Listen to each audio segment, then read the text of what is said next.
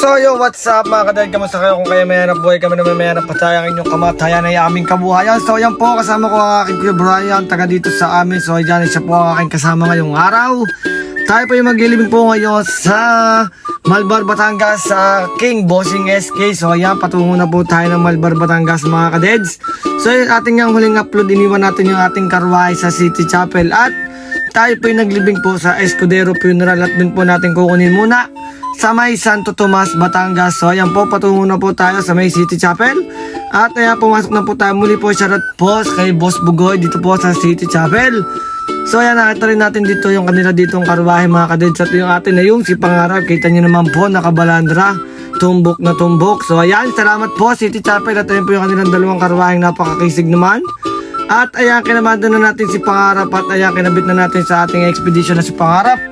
At ayan nga, pagkatapos na sa Totomas, so ayan, dumaan na tayo ng City of Tanawan. So ang sunod po na Darasa na at papunta na po tayo ng Malbar, Batangas. At ayun po, nandito po na po tayo sa Barangay San Gregorio ng Malbar, Batangas. At tayo po magpapatama ng konting oras.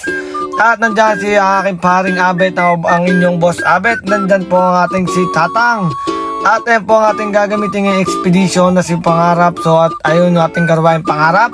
At expedition po ay si Peded. So ayan, patungo na po tayo sa bahay po ng patay na ating nilibing. Siya po ay konsehal po mga kadits dito sa Barangay San Gregorio. Pagdating din po namin, ayan, nag-umpisa na rin po maghakot ng bulaklak at gamit po ang ating kumparing Beans at paring Abet at Boss Tatang.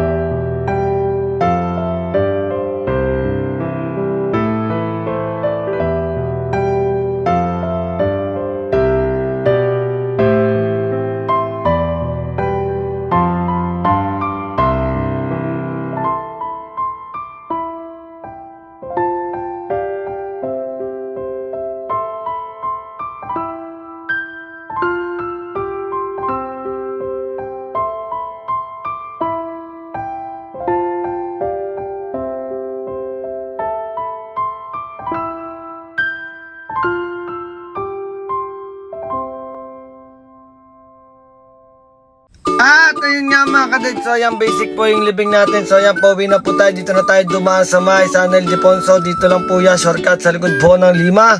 Muli po, maraming salamat po sa inyong panonood mga kadets. So ayan po ang ating short video. So ayan, kumain muna tayo ng lomi bago umuwi. Muli po, shoutout po sa inyong lahat. Maraming salamat po.